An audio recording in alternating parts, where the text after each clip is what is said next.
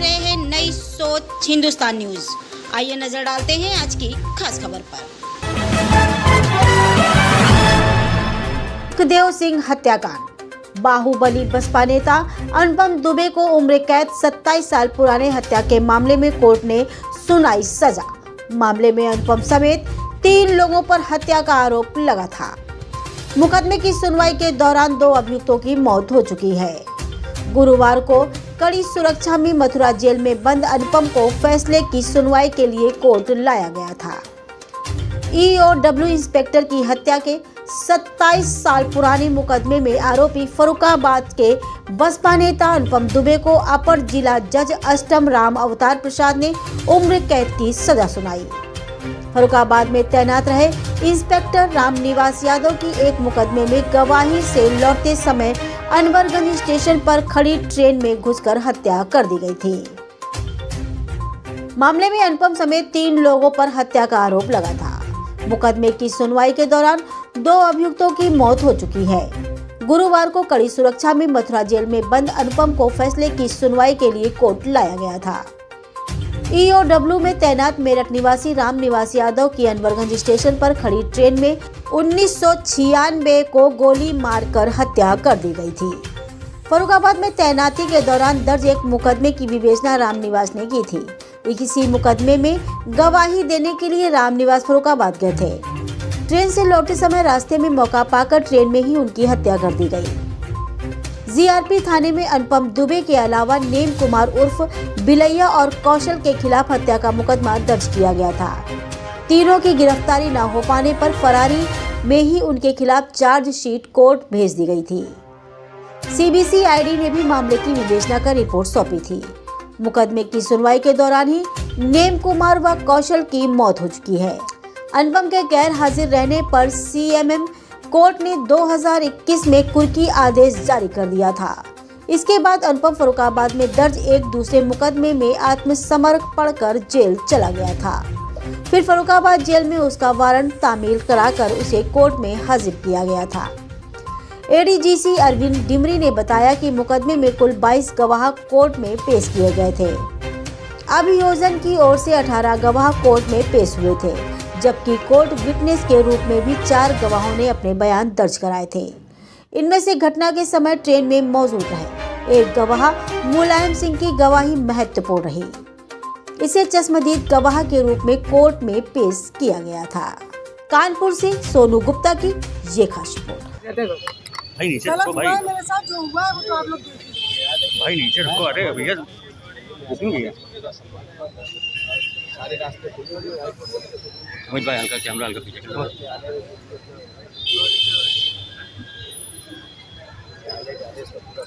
क्या लगता है आपकी सरकार होती तो सजा हो पाती है? सरकार का यहाँ पे कोई दोष नहीं है। सरकार से कोई सरकार का दबाव है क्या?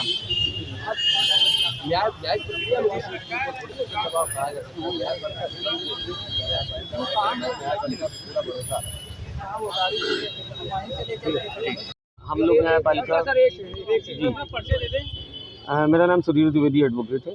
सर आज किनका अब क्या किस तरीके की कार्रवाई की जा रही है? कुछ नहीं, आज जजमेंट हुआ है और अनुपम दुबे को दोषी मानते हुए न्यायालय ने आदेश पारित किया और हम लोग न्यायालय का सम्मान करते हैं। न्यायालय को जो समझ में आया न्यायालय ने किया और हमारे पास एक भी विधिक अधिकार सुरक्षित है और हम न्यायालय द्वारा पारित निर्णय के खिलाफ उच्च न्यायालय जाएंगे और हमें उम्मीद है कि न्याय होगा हमारे साथ। सर आज जो फैसला हुआ है डीएसपी बाहुबली नेता के खिलाफ, क्या पूरा मामला था और कितनी सजा हुई? ये अनुपम दुबे है और इसके विरुद्ध 302 का मुकदमा था जो 14/5/96 में ये इसने रामनिवास यादव जो गुरसाईगंज के वो थे इंस्पेक्टर थे, उनको गोली मार दी थी। कारण ये था कि अनुपम दुबे और उसके पिता महेश दुबे बाइक इससे बुलेट से आ रहे थे। तभी क्या हुआ कि भीड़ में एक बच्चे की मृत्यु हो गई और मृत्यु होने के कारण और उस समय जो इंस्पेक्टर था वो रामनिवास यादव था और उसी के अनुपम दुबे के सामने जब उसके पिता की मृत्यु हो गई तो उसको ये रंजिशन लगने लगा कि इसके रहते हुए, पुलिस अधिकारी के रहते हुए मेरे पिता को मार दिया गया।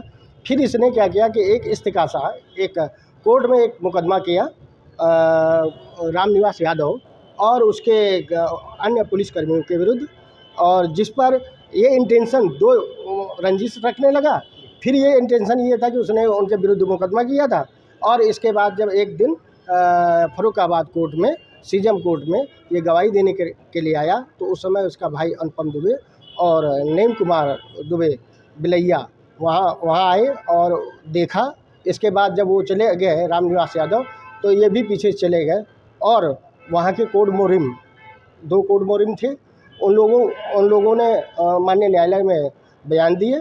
और इसके बाद जा कर के दूसरे दिन ये लगा कि पता चला कि उसकी रामनिवास यादव की रावपुर स्टेशन के पास हत्या कर दी गई, जिसमें हम लोगों ने अभियोजन पक्ष की तरफ से 18 गवाह पेश किए गए, जिसमें मेन गवाह जो था मुलायम सिंह था, जो PW 16 है। उसने चक्षुदर्शी था, उसने कहा मेरे सामने गोली मारी गई।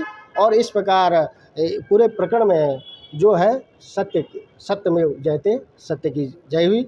और एक तरह से एक लोक सेवक की अगर मृत्यु मार दिया जाएगा तो कैसे शांति व्यवस्था हो सकती है, इसमें माननीय न्यायालय द्वारा उसको संज्ञान लिया गया और साक्ष्यों के आधार पर उनको 302 में आजीवन कारावास और 1 लाख रुपया जुर्माना किया गया। और जिसमें विवेचक समर बहादुर सिंह और पुलिस टीम के द्वारा और पूर्णतः विवेचना में सहयोग करके ये मुकदमा हुआ।